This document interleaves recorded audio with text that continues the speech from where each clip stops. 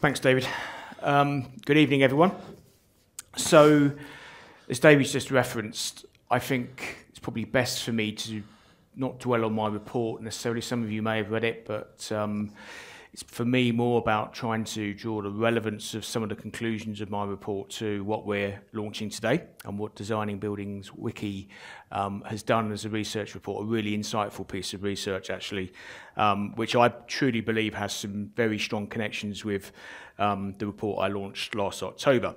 And in going through the process of reviewing the UK's construction labour model, which was the task I was given by the relevant government ministers and the Construction Leadership Council, I had to start with looking at, well, what are the symptoms of failure that we're experiencing in our industry? And I listed 10 specific symptoms, and many of those symptoms have been covered many times before, in many reports before, including the likes of Latham and Egan and Wolstenholme.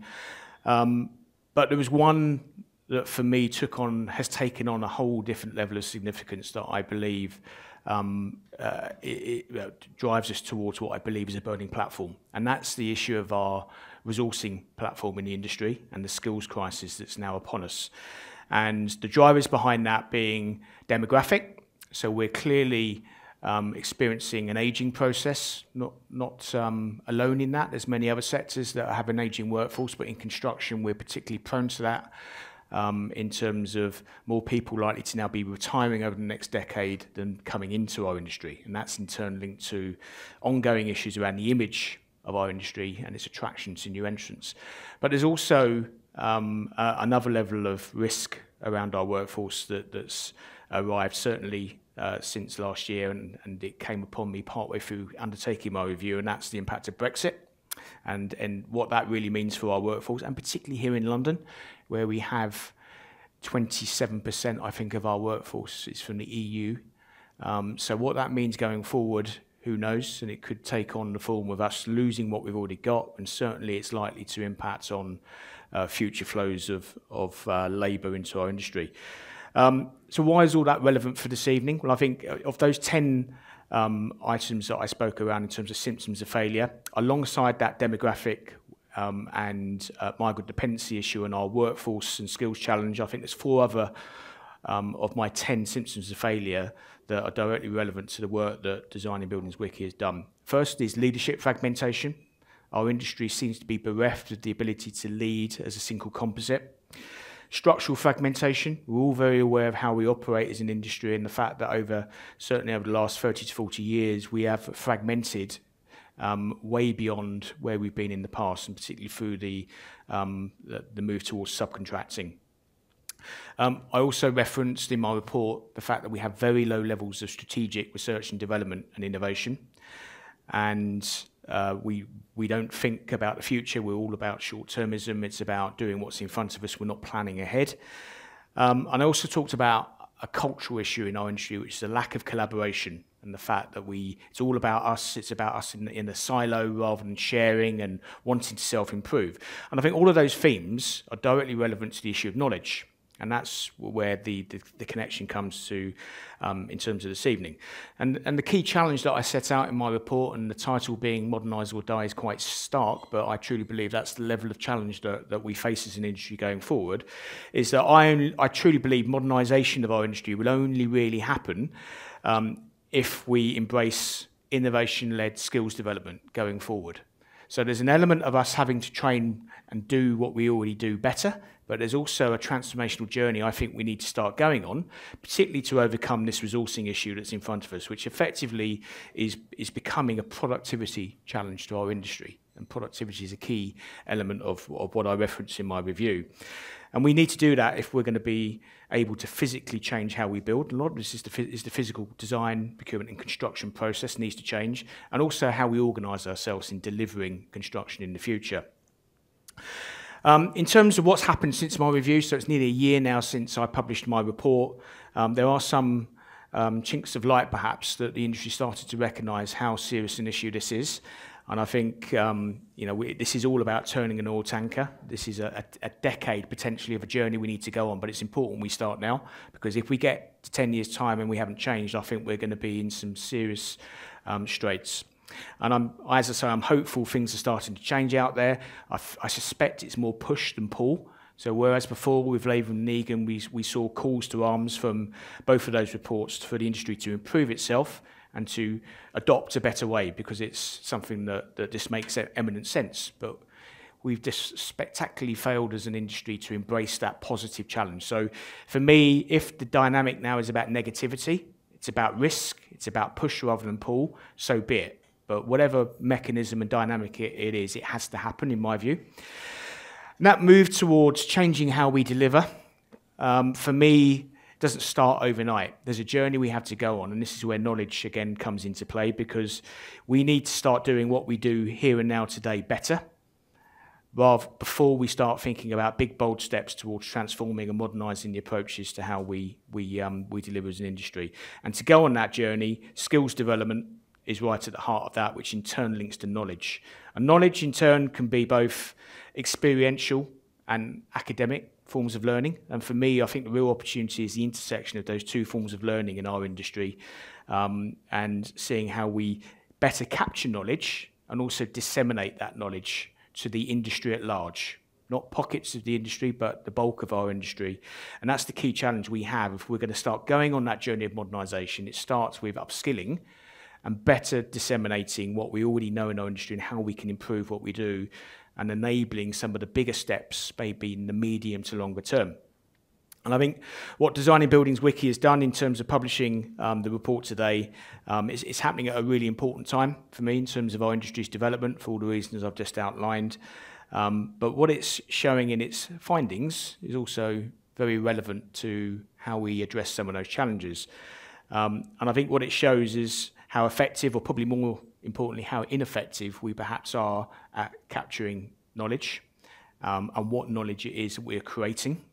And I think what the findings, I'm sure Gregor will go through this in a bit more detail, is there's a mismatch between what it is we're actually creating as a knowledge base, and what we need if we're going to influence the industry at scale.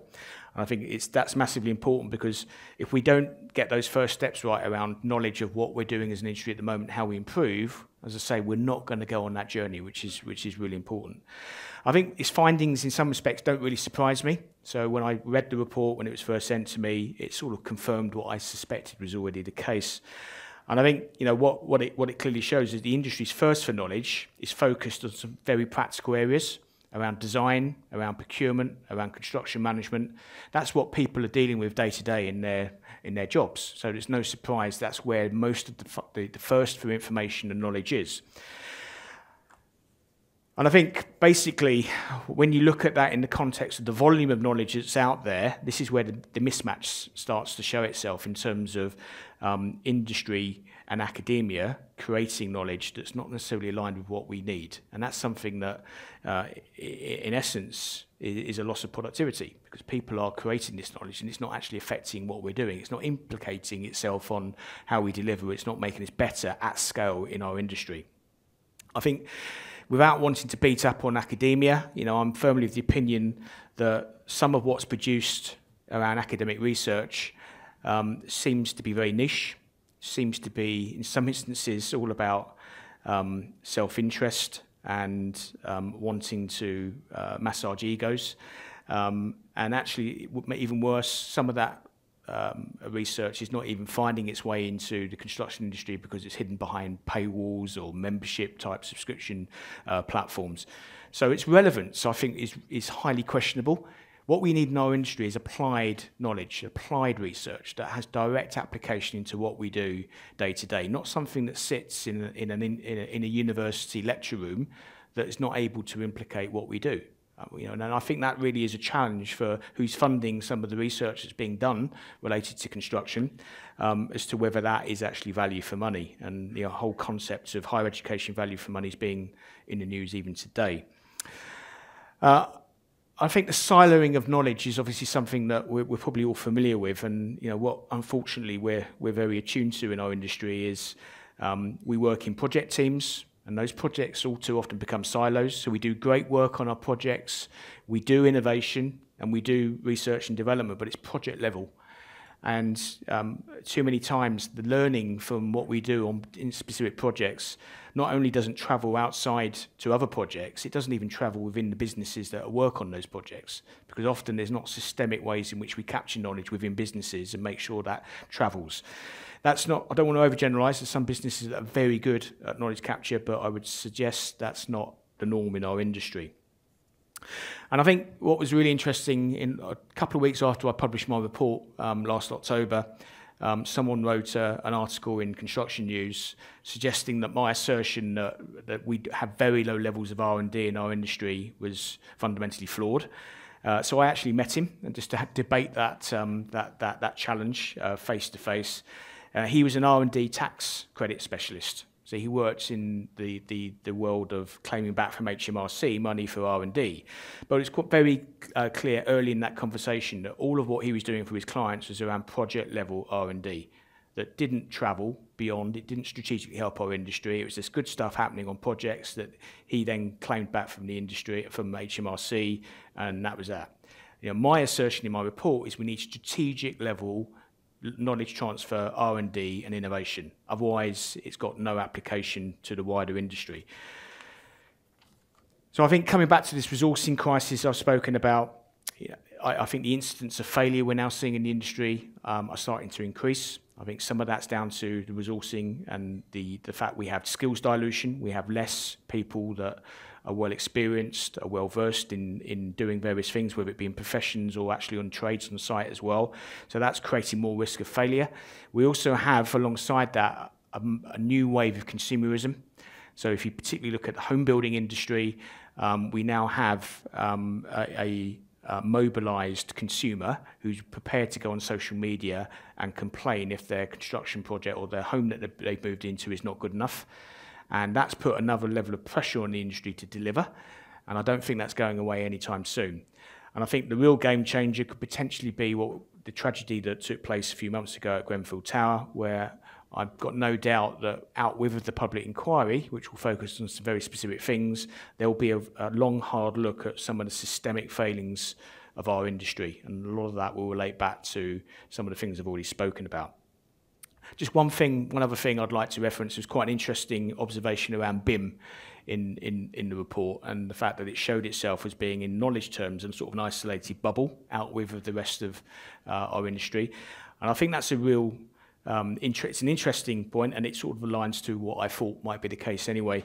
But the fact that that is the case, and that BIM is seen as something aligned to maybe sort of techie or geek type subculture within our industry, is a real risk. Because if we're going to move forward and we're going to modernise and we're going to improve what we do, then we need to embrace digitalisation. And that needs to be part of the DNA that runs through our industry at all levels, not just in the top 1% of businesses, everywhere, and not just in design, but actually on construction sites as well. We need to digitise everything we do. And I think if that knowledge is seen in the bubble and it's not diffusing itself into the wider industry, we have a problem. So we need to really address that in terms of how we get digital knowledge transfer, dissemination, and diffusing into the industry really working. So just to close, I think what this report, and Gregor's going to talk you to in a bit more in a moment about its findings, it's clearly showing that knowledge capture and more democratized approach as to how that knowledge is shared, which is critical to what Designing Buildings Wiki is doing as a platform, which is fantastic to open that up and make it available, needs to be better aligned to industry requirements. There's no point just benefiting parts of our industry. If we're going to modernise our industry, it needs to be done at scale, and we need to find ways of doing that in a contextual way that impacts everyone in their day-to-day jobs. And I think this report offers a really good start point for a renewed conversation about that, whether that be with the Construction Leadership Council, whether it be with government, professional institutions, the HEFE sector. I think we need to have a discussion about what fit-for-purpose knowledge looks like in our industry going forward. So hopefully this report can act as a catalyst for that. And thanks for inviting me to talk about the connection between my report and this one. Thank you for listening.